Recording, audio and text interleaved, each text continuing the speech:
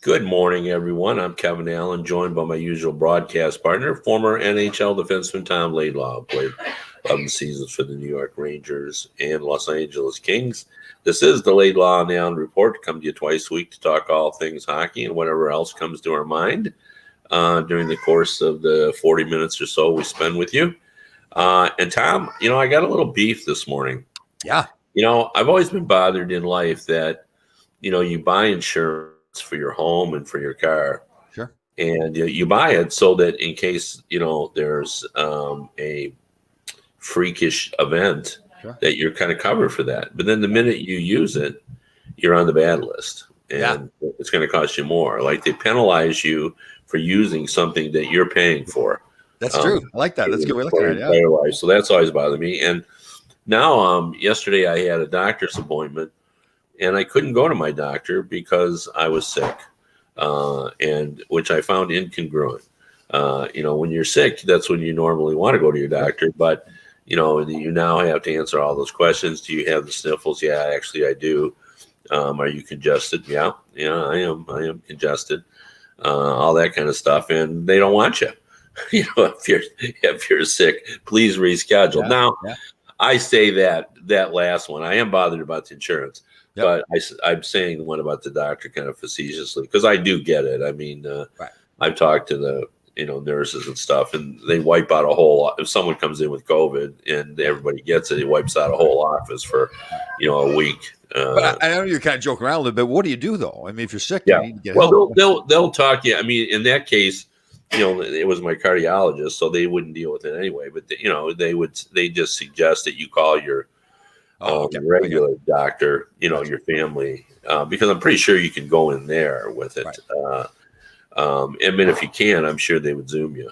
When you get COVID, and I only know, not that I've had it, but the members of my family have had it, and they speak to you over Zoom when you tested positive for COVID. By the way, I did this morning. I wanted to be like my granddaughter, Hudson, who's just said, no, I'm just not doing any more COVID tests. She's two. She's just said, no. I'm done with those. We've done them too many times. You're not sticking that up my nose again.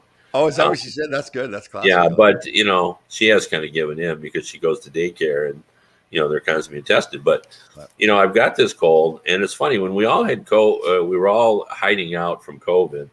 Like, none of us ever got colds or anything. Nothing went around because you weren't going anywhere. Yeah. Now you get a little cold, and mine is just kind of hung on because I'm, first of all, I'm back in locker rooms, so germ breeding ground there, and I've got grandkids who are constantly at my house who go to daycare, so I get it. So I couldn't shake this, and I wasn't going to do it because it felt just like a cold, and I thought I'm really being irresponsible. So I mean, if I had COVID, I don't want to be spreading around. So I just took it. I was negative. So, I mean, I thought I had a cold, and I do have a cold. But I actually don't feel horrible, but my voice goes. So if I'm talking in the middle and all of a sudden, I zap out, Tom will have to pick it up and let me just get my voice back together, and off we'll go. But I want to talk about Team Laidlaw today already because I've been sort of following the struggles of the St. Louis Blues, and they have a player there that I'm pretty sure is a longstanding member of Team Laidlaw, and Ryan O'Reilly. I knew you were going to go there. Yes, definitely. Yeah, and I don't even know what to make of it, Tom. Last I looked, they might have played last night, but he had played 10 games. He had 1 goal, and he was minus 12. Wow. And he's just beside himself of not knowing what's going on. And his line mate, Jordan Kyrou, who got a big contract this offseason, is minus 15 in 10 games. That you got to work at that. Like I'm not totally in love with the plus minus statistic. I know you're not either.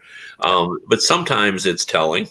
Yep. And, they don't have anybody else on that team that's minus 15. That's the big, you hit the nail on the head there. It's kind of like if you're minus 15, everybody else is a plus player, then that's a problem. Yeah. Well, they're not all plus players because there's a lot of guys that are struggling, but he's the worst. And I saw that the Athletic Jeremy Rutherford is a terrific beat writer. Reported that he had this from multiple sources, and they were players, obviously, that several of the veteran players have sat Jordan down and said, that lackadaisical kind of attitude that you're showing here, we don't like it, and we'd like you to change that. So, was he like that before he got the contract? Not that I'm aware of. I don't know him all that well. Right. We're starting to get, this is a little scary for me, but I'm getting far enough removed now from my USA Today to 30 some years that some of these younger players, I don't have a good take on them because I don't know them. And I'm definitely the same way. Yeah, especially when I was in the agent business, obviously you had to know all the young players. So I'm the same. Right. Way. So I don't have a real sense on him at all.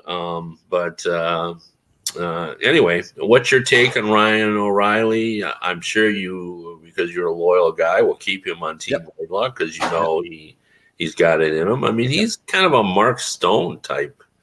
Yeah, and he's an effort guy too to me. So I haven't seen him play that much, and that's what I'd like to see. Is he's still giving that great effort that he always gave? Again, I liked his skill level, but wasn't in love with his skill level. It was his heart and his drive and his determination that really made him a player. So, that's what I'd like to see if he's still playing that way or not. But I have seen some quotes from him that he's not denying it. In fact, he's pretty hard on himself that he is not playing the way he wants to play, which is, I view that as a good sign. Like he's not in denial, thinking he knew something different. Again, like you said, he's had a long enough track record where you think, okay, he's going through a slump here. He's not playing well. He's going to come out of it at a certain point. But that team's not doing it. Actually, didn't the GM come out and actually give the dreaded voice of a vote of approval for the coach there too, that everything is fine? Huh? Yeah, he did. Although I thought the headline said something about this headline said something about Armstrong not sure his team is good enough. He may be right, was the headline or something of that. Oh, wow. Nature, so I don't know. But you remember that team kind of proved, obviously, that's awful. Why can I never remember the Chiefs' names, the coach's name there, the player? And I like him a lot. Berube. Why do I keep forgetting his name? But remember, this when they won the cup, 3 years or whatever it was, they were in last place when he was hired. So yeah, obviously they weren't that good a team then either, and all of a sudden they won the Stanley Cup. So I don't know. I just think it's and this is the old quote too that I think it was Kenny Holland. Maybe a few people have said it. The difference between winning and losing in the National Hockey League is not a whole lot. So if you're not on top of your game, if you're not really sharp, you can get into those slumps where you lose a lot of games in a row. But I still like them. I think they still have that Craig Berube mentality, same as the Rod Brindamore mentality, always in your face, always playing hard. So interesting. Yeah, I'm not as sold on Berube as you are. I mean, I wouldn't say he's a bad coach, but I don't see him as you don't look at it as like a Rod Brindamore. You don't see that same. No, I don't see that at all. Okay. That doesn't mean. But saying that, I'm about to make a statement, and I say it in jest, maybe. But you and I don't know what the hell we're talking about, and I say that because, have you looked at the standings, lately? And this is, to be honest with you, and I say this all the time. And I've told people this, and they look at me like I'm weird when they ask me about that I was wrong on a prediction. Yeah, and I always say, the only difference between me and a fan is I'm involved in this game. I've been involved for 40 years, and I know that I don't have any idea what's going to happen. Sure. Yeah, I totally understand that because I've been there. It's one play, it's a bit of luck. Things just turn on a dime. Momentum is hard to describe, but it has a huge impact. But, you and I talked before the season about what we expected. And, the big board doesn't look anything like what we expected. I know. Last night, Lou Lamoriello was widely criticized for not doing anything. He tried to do some things, but he couldn't.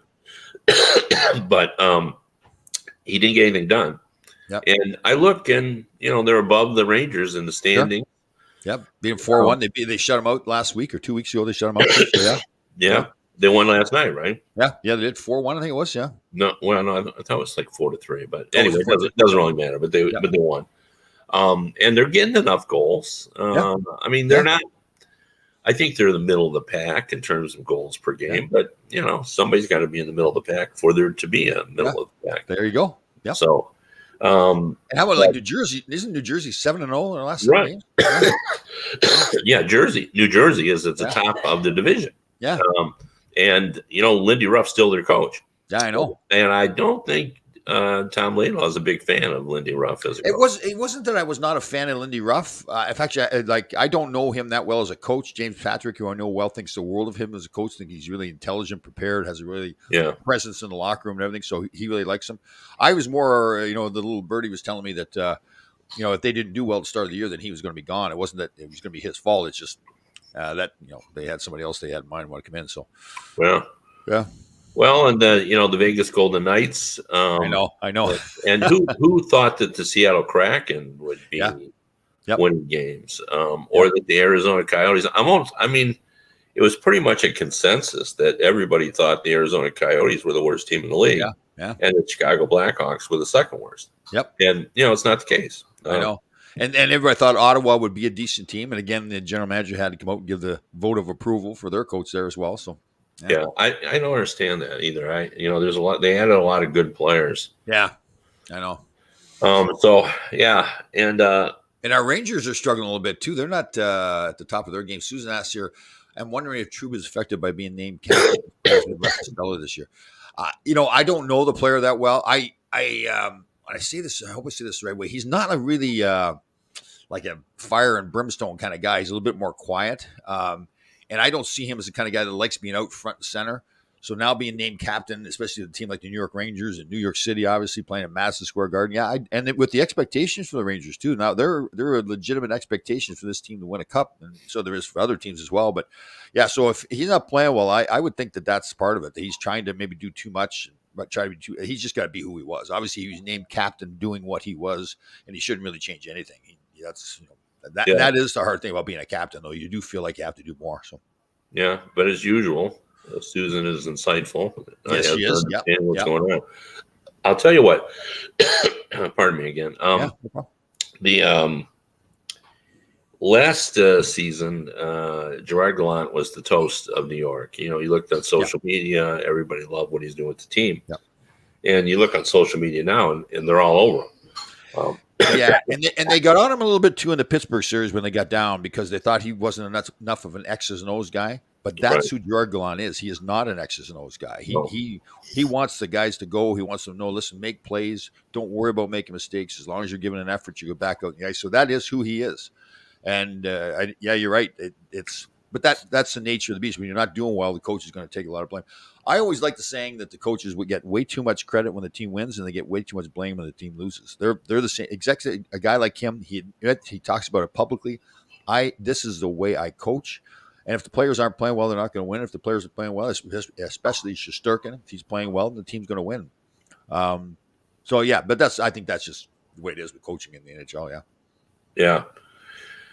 Yeah, and there's a lot of ugliness out there and trying to, being a sports fan or, last night this is actually kind of an interesting story and maybe our listeners will, take something out of the story. But a good friend of mine who is a journalist is a graduate of the University of Michigan, is a proud Wolverine, has rooted for their sports teams for 30 some years. Obviously, he's guy that I've known for a while. And he went to the Michigan State game, and his son, who's now a freshman at Michigan State, is in the band.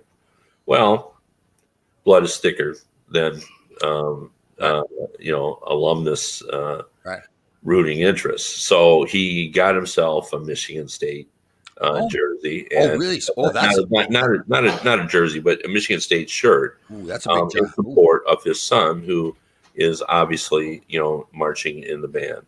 Right. So, he felt he would take a little abuse, but the emphasis there is on a little. Right. He was absolutely stunned what it was like to go into his home stadium, his team that, right. And how he was abused and the tenor of the criticism, like, oh, really? It was harsh. And, and it crossed over into the political terms where Somebody yelled at him, one of the students, you probably vote for Gretchen Whitmer, who is our standing governor as well. And Right. that's what surprised him. Like, it wasn't just the fun of my school versus your school. Like, they were questioning, at least in their mind, they were, his intelligence and all that. Now, these are his people. These are his Michigan, students who he's rooting for. So he was really troubled by that. And I've noted that for a long time. And it has gotten worse and worse with everything, right? If you're on one side or the other, it's not just you're wrong, it's you're stupid and I hate you, right? It's I mean, I've seen in Pittsburgh, I've told the story before, but I've seen an elderly couple, walking across the street to go to the Penguins game wearing Philadelphia Flyers colors and being berated by fans. Again, that is like Michigan State is like Ranger Islander kind of thing. That rivalry. No, it's interstate, and then I saw the one in Philadelphia that I would never forget because it was done in front of a policeman. A guy walking into the Stanley Cup final wearing a Blackhawks jersey with his 10-year-old son, and 3 guys who thought they were quite hilarious and replicating the Three Stooges move of a guy moving in front of him and the other guy pushing him over. Is that Three Stooges? Is that where that started? The Three Stooges? Oh, I don't know, but I mean that's what it reminded me of. Oh, okay. And the he crashed out. He got all scraped up, and the police officer, I thought, would react to that. I mean, that's assault. I mean, he wasn't seriously hurt, but his son is there, right? And it's broad daylight and all that, and the police officer just laughed. Yeah, he thought it was funny. I know you told me that. And I've told that story to some people, and some people just said, "Well, he should not wear his colors." I know, yeah, and that's right. You can wear whatever you want to wear, yeah. Totally. Yeah, is he in a gang? What? How did we get like this anyway? So, take what you want out of that or discard it. Maybe that doesn't bother you, but it certainly, it gives you pause. Definitely. For certain. I would like to touch on too the power of this show. Yeah. So I'm very critical of the Vegas Golden Knights and Eichel, and they're off to a great start, right? So they've listened here clearly what they need to do and who needs to take the reins there, and they're off and running. So. What do you think the odds are that Jack Eichel and the Vegas Golden Knights know that the Leyland Allen report exists? Oh, totally. They probably play all our shows. They probably play in the locker room before. In the locker room. Yeah, probably like they do. They watch the video of the team they're playing. They say, okay, what are these guys saying about us tonight? Yeah. This sort of piggybacks on what you were talking about too, is the difference between winning and losing. But I'm one of the things that impressed me about the Red Wings' new coach. And again, full disclosure, I live in Michigan here, and I cover that team, so I spend a lot of time down there. Yeah. But he's pretty insightful about reading his team, and it almost feels like he prepares the public for what's really going on with just a simple statement. And when they got off to a quick start, 3-0-2, he just, without really being prompted, said, we got to be real about where we're really at here, folks. Like he really just said, we're not really that good. Like he pointed out that on some of the wins, the analytics, if you take a deep dive, they didn't deserve the win as much as, and all that kind of stuff. And, he said, we've got to change the way we play. We have to be more committed defensively. And they've done that. And they had won 3 in a row. And his message the other day, again, unprompted, he said, look, I love how we're playing. The guys are stepping up. Everybody's committed to this. It's an attitude. It feels to me we can do this on a regular basis. We can hold teams to 2 goals. And we can do it. But I got to warn everybody, particularly with the injuries we now have, we're not good enough offensively. Like, we're going to struggle to get some goals. Well, that was 2 days ago, and last night they played the Montreal Canadiens, held them to 2 goals, played well defensively, got a season-high 43 shots on goal. They couldn't get a third goal. Oh. And, again, that was just 2 days ago. It's almost like he just senses where his team is at. Yeah. And he's just letting the fan base know, this is our reality, Or has he made a mistake in the way he's approaching it? Is he telling the team? Is the team getting the same message and starting to believe that they can't score either? Think that's true? Um, Yeah. I'm gonna give See, you I don't know. I don't necessarily know if I like, from a psychological standpoint, him saying that publicly, because so obviously the players hear that as well.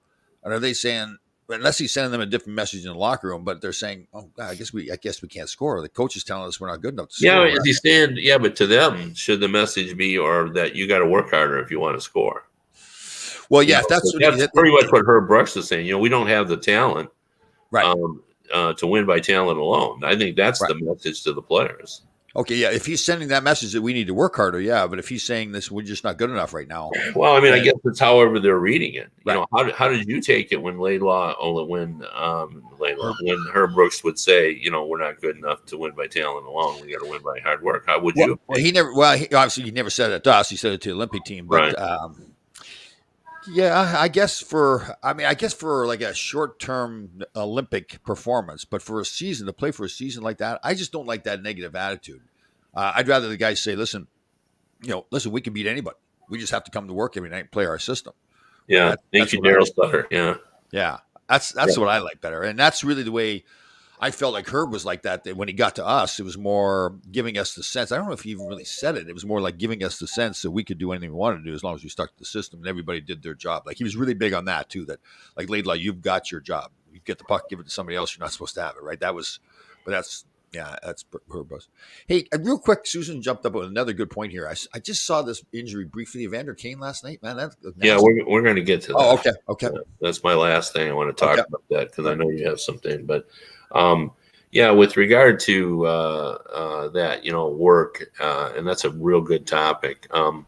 Daryl Sutter always, and actually all the Sutters, Brian Sutter was guilty of this too. He'd always basically said, I don't care how good they are, we'll just outwork them. Yeah.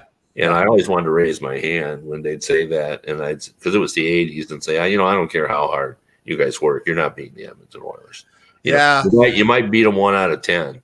Yeah. With some hard work, but you got to have. But think about it. If you know your team, and this is probably a good point too. Calgary was not as talented as Edmonton back then in the '80s and '90s, right? Yeah. But they still won. So what do you do as a coach? And I'm asking that as a serious question. Do you just say, okay, we can't beat them, or do you say you can't? The guys aren't stupid, right? They're in the locker room saying, if the coach comes out and says, "Listen, we're as good as Edmonton Oilers." First of all, Edmonton is going to see that, and that goes up on the bulletin board right away. The Calgary players are seeing that and say, "I don't believe this coach. If he really thinks that we're better than Edmonton, we're not." So what's his choice, really? Though I think you just phrase it as, our best hope is working as hard as we can, right? And doing that, but that's not how he phrased it. Yeah, the old Sutter farm boys aren't going to talk like that. Yeah, no. We got to put in our best effort against them, and there's. There may be in the back room a lot of discussion about strategy, but that's not what Sutters talk about. Yeah, so you're right. So their message is, okay, yeah, we're going to do the homework and the X's and O's, and we're going to show the players what they need to do. But I want to send a message that has to be just plain hard work. And I guess it also sends a message to Edmonton too, saying, listen, you better be ready to work too, because our guys are coming to work. But, the Bernie Nichols. Still thinking about Brian Sutter. Bernie Nichols' book came out this week, and in that book, there was a discussion where Bernie Nichols was talking about Daryl Sutter and his approach to the power play, and he said, I was never on the power play. You guys know more about it than I do. Just work it out yourself, and let me know what you want to do. Which I always thought was just a classic Sutter. It makes sense too, right? Like, how's he going to tell Bernie Nichols? Because he wasn't a power play guy, so how's he going to teach? You work it out is what he told Bernie. Yeah, and then let me know what your plan it is, and then we'll work on that. Tell me how you guys need to play. And Nichols always thought that, and I thought this was interesting because everybody works so hard on it, that he just thought that teams over plan the power play. It's really instinctual, and guys just got to get a feel with the other guys they're playing for. It's just sensing where they're going to be and how they're going to move. And you can try to game it, but he said, it's not the NFL. You can't get in the dirt and say, you go 15 yards out and cut right, and you cut into the net. He said, it doesn't work like that. So, and listen, Bernie obviously knows a lot more about power plays than I do, but I watched the Ranger power play, I think they're fantastic most of the time. And it seems like they do have a lot of plays though. But again, listen, that's the way it looks to Well, me. they all do now. Yeah, I Yeah. mean, well, and the thing that I find fascinating is they play catch back and forth for a while, and then at some point, the puck suddenly goes to somebody different, and then usually there's a shot on goal. Like, I always wonder, has that been worked out? We're going to do this 6 times, and then on the 7th, someone's getting the puck, and Could be, yeah. Or is it that they force the defenseman to get to a certain spot where they want that defenseman Right. to get to, and then they move it? Yeah. yeah. Hey, Yeah. are we touching on that Mitchell Miller stuff in Boston? Yeah, we can do that. So we got enough time. Okay, I want to just spend some. I want to talk about Evander Kane because I want to. I think you've seen some episodes, and I want to talk about that and maybe just kind of end on that because I thought it was a real scary thing. But yeah, let's talk about that. And test about any possible guards on it too. That's an interesting topic too. But yeah, for sure. But what I found most interesting on this, like I've been reading on social media, the reaction to that, and it's relatively split. There are a lot of people that really felt, he deserved a second chance, and America really is about second chances. Right. Historically, if you do a mea culpa and you show remorse. We love a good make good comeback story. That you apologize for that, and so we all about chances. But saying all that, and it's just a gut feeling. Like I thought it was too soon. Like I have not seen, and then now subsequently I've read. He only contacted the family. Recently. Who are we talking about? Now we're talking about Mitchell Miller. Oh, no. Okay. I thought we were talking about Evander Kane. Okay. No. Okay. So I moved. I apologize. My head's a bit foggy. There you go. That's all right. Mine's always foggy. That's fine. Yeah. So anyway, I'm just, and again, I don't know if I'm right because Kevin, sorry to interrupt you, but I'm going to touch on this one. What happened? Well, what happened was the Bruins signed Miller. Right. Okay. And according to Gary Bettman, the next day, they didn't contact him and to talk to him about it. And he says, I'm not going to let him in, and I'm not letting him in now, and it doesn't feel like I'm going to let him in. And what did he do? What did he do? Miller? Oh, you don't know the story. Oh, he bullied a kid severely. Now, I don't want to go into details because they're gross. Okay. But he bullied a mentally challenged. That's right. I remember this was a while ago, right? This is a few years ago. Last week. Yes. So the Coyotes, who drafted him in the second round, disavowed the draft rights to him. Right. And he's been forced to kind of go off and try to find a place to play. And, he's a skilled guy. And so the story goes in the background. I'm not sure I totally believe it, but maybe it's true that there was actually multiple teams that were interested in him, and that so the Bruins gave him a contract. Well, the backlash, even though some fans did support the idea on the basis that everybody deserves a second chance, did it. But I tell you, to me, the fact that Bettman's the next day said no, but more importantly, Patrice Bergeron. 3 or 4 players on the Bruins said, "We don't want that in our room." Oh, I love that. I love that. Yeah, we have worked hard to talk about inclusion in hockey, and they've all read those stories. And I'm telling you, it was nasty business. It was. I remember the story now. I'd forgotten the story, but I remember. And the big thing was, and I think you touched on it briefly there too, was that he never apologized, right? He never went to the family. Well, I think he did, at least one of the stories I suggested, but it was only when he had a contract offer. Right. And think about listen, it's a young man, first of all, he should know better, but think about the parents and the agent and everything too, that they knew all this stuff and they didn't say to him, listen, forget your hockey career. As a human being, and as, like for this other family and this other young boy, you need to go apologize and make amends for it. Not just apologize, but like do something to show that, it was totally wrong. We're going to help other people that are getting abused as well. I remember the story now. I remember how I felt about that. Yeah. It was just a missed opportunity altogether.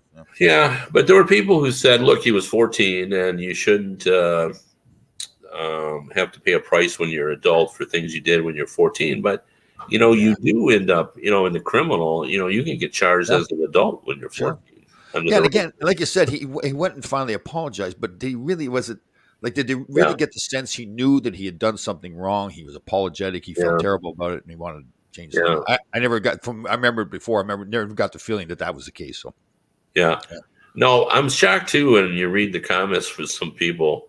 I must have gone to a far different high school when he goes, yeah, that's just kind of normal. Some people ah, said that's just kind of normal high school hijinks. That yeah, no way. what? Yeah, I know. I Okay. agree totally.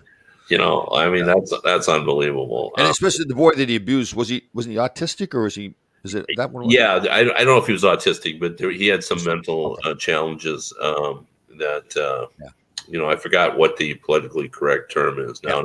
I should know them because yeah. my daughter's a special ed teacher, but That's right. That's I've right. lost track of them. Yeah, But anyway, and it doesn't help too that because it adds to it. There's an element of racism to it because yeah. the child was black as well. So Geez, all of you that. know what? That really bothers me. I'm glad you brought that story up because, like has the NHL not learned? We had the abuse issue before with the Chicago Blackhawks, and now this comes up. And I know everybody wants to win. It's a business of winning, and if this player can help you win, but like I love that Patrice Bergeron stepped up, and I'm surprised the management didn't take control of that themselves and say, "Listen, we worked hard. The players have worked hard. Management's worked hard to build a culture here." I think that's what the Bruins have become famous for. And now to bring a player that's done that kind of thing into the locker room, yeah, that's kind of Yeah. insulting to a Patrice Bergeron that's played his whole career there and has played the way he's played with character and class and hard work and dedication to play with all his injuries, and then to have that guy walk in the locker room. Yeah, if I'm Patrice Bergeron, I don't. I'm saying to the kid, get out of the locker room. I don't want you in the Yeah, locker room. no, well, that's Yeah, and he, even brought up that he and Zdeno Chara had worked yeah, on this within the room, the yep, culture. They got the yeah, culture that they wanted, um, yeah, and yep. Bergeron just didn't like the story, and I love that about Bergeron. I've always respected him, but even more so now. That's good. another outspoken player was Nick Foligno, Oh, who is not a gotta have player on that team, yeah, totally. Yep, and he still spoke up about it. that's good. He Wow. said, Yeah, look, and a lot of the guys in here, we just don't feel right about that. We know the story. And, that he apparently they don't exonerate the kid for being 14 when that happened or 15, whatever he was. So, anyway, and again, I know we're saying it again, but if he'd done so much, like, if he'd really acknowledged or his family had taught him, and right. listen, you have done something terrible here that you should not have done. It's not about a matter of apologizing so you can go play in the National Hockey League. It's apologizing to the family and the boy that you abused, and really making a difference. And yeah, it never happened. So, Yeah, yeah, and again, I'm not against second chances. I yeah, I do agree. believe him. I don't think this guy should never have an opportunity Yep. in his life, but just I don't know what the right time is, but it seemed too early for Right. to. But has he gone to take any kind of classes or anything like that? To say, Yeah, okay, I don't know all yeah, the details on that, and but I'm sure they do. But Cam Neely has admitted the Bruins made a mistake. Although one thing that I found interesting is he said they did talk to Bill Daly about it. oh, Now, so did Bill Daly and Bettman not speak about it because no way, no way. There's so no way if they talked to Bill Daly, there's no way he didn't go to. well To that's yeah, kind of what I thought as well. yeah, So was Bettman then just merely reacting to the backlash because it was pretty quick after that Bettman um, yeah. came out and said no. No. Boy, the PA, of course, they're going to have something to say about this because they didn't much like what Bettman had to say. Drawing arbitrary. Yeah, that's true. But again, you're right. It's from the CBA standpoint and how they operate. That has Right. to be addressed. But remembering that Patrice Bergeron and everybody else is also part of the PA as well, right? And they don't want that Yeah. player. Anyway, let's end with the discussion of Andrew Kane because it was a really Oh. scary deal. Yeah. I was at a different game, but we heard about it. And we heard about it when it just happened. And, the way that it sort of worked its way around the press box is what happened is Evander Kane got hit. He ends up on the ice. Patrick Maroon, who's just going for the puck, ends up skating over his wrist. Kane knows immediately there's trouble. He gets up. He's trying to apply a pressure on the wound, and he skates. And the look on the players' faces Right. And his face too, right? It was just Yeah. like that shock, like, oh yeah. Right. Oof. And I mean, it felt really serious. Yeah. And that's why, in case, folks don't know, there's a doctor that sits right behind the bench. Yeah. And in Detroit, they go back to when, Yuri Fisher, Yeah. his heart stopped. And, so now they make sure that there is an ER style doctor. Yeah. Who face these kinds of things. And well, it goes back to, remember Malarchuk, it was that in the 80s, right? Yeah, that was in the 80s as well. Yeah. So, and again, speaking of the doctor, they did not have that back in the 80s. So luckily, there was a couple of doctors in the stands, right, that jumped out of the stands and saved his life. Yeah. Yeah, and to be honest, I mean, it's important that you have an ER style of, because, there are all kinds of doctors and they all have all a great expertise, but you need a guy who's basically well-versed in trauma to know, how to deal with a severe bleed like this. And so anyway, the news turned out good. They got it under control, and he spent the night. I believe he spent the night in the hospital.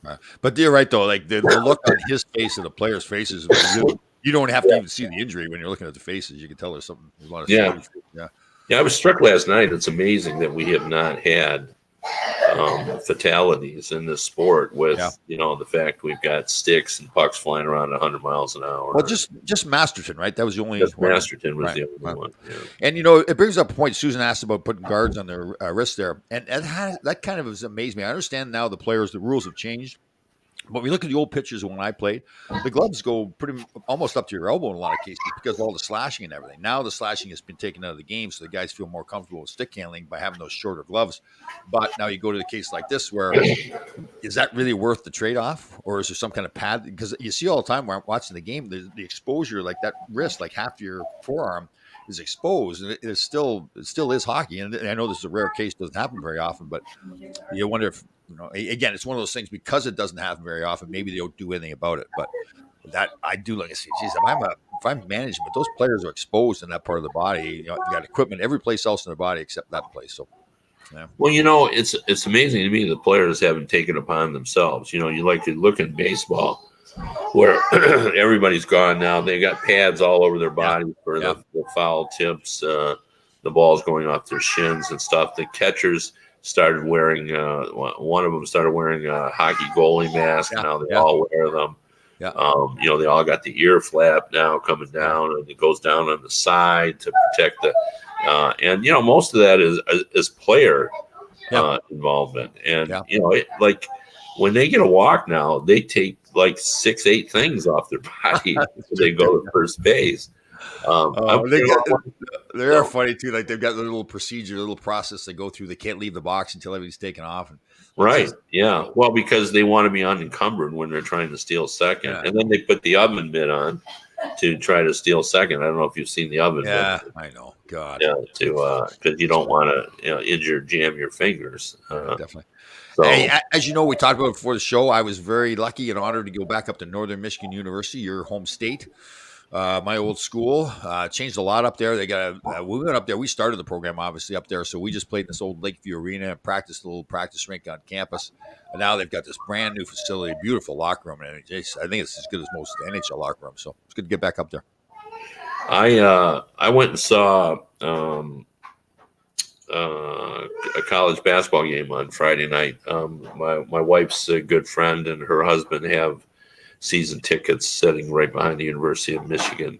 Coached by Juwan Howard, the former NBA star. Oh, that's right. Didn't he get in trouble a while ago for some pushing? Yeah, he did. He got involved in another coach and after the game. But anyway, we were right behind. But my first observation was how young the college students look. They all look like 14 years old to me. Oh, is that right? It was just really, I am so old. I'm old as dirt. Yeah. No, you're not. Because I really looked, and I said to my wife, like, can you believe how young these people look? Yeah. I mean, they really just, honestly, they looked 14 to me. So, yeah, is that right? Yeah. Yeah. Anyway, but, well, I'm surprised that that you left any of they probably had to rebuild after you were there. Well, So Rick Comley, who was my coach for 4 years there, had become the athletic director there. Had left and went to Michigan State, and then retired and came back. Now he's retired up in Marquette. The athletic director from last year resigned, so they asked Coach Comley I still call him Coach Comley to take over as athletic director. So we were telling some old stories. I put a presentation on at Alternative High School earlier in the day on Monday, and then at night with Northern Michigan. So he came up on the stage there before we got going, and we were telling little stories. And like it's funny because we had to verify the stories. Like, okay, is this the way it really happened? Did we really do this? We had one scene where he'd gone on a recruiting trip, and we both of us couldn't remember what happened, but the players went on a boycott. we apparently had put our helmets on backwards, and we refused to practice. We were just skating around the ice with our helmets on backwards. So the assistant coach had to call Coach Comley. He was out in British Columbia. He had to call Coach Comley. He said, "Listen, you need to get back here now. The guys are boycotting." So I had forgotten that story. He told it. And when he told that story to me, I remembered it and again, I can't even remember why, but so it was hilarious telling some of the old stupid things that we had done back then. I said, when I first saw him, I said, I got to tell you right off the bat, I apologize. I'm sure you had to get many hours of therapy after all the things we did. So he was good though. We were laughing about. Yeah. Those were the days. It's a lot different now. So yeah. Anyway, we appreciate everyone tuning in. We'll be back next week with another edition of Laidlaw and Allen Report. If you want to read me, I'm at DetroitHockeyNow.com. Right. And if you want to listen to the radio version of this show, you can no longer do it. I finally found out that project ended. So this is all you got. Go back on here. This will be taped and left on my YouTube channel and my Facebook profile here. So everybody have a great day. We will see you on Monday.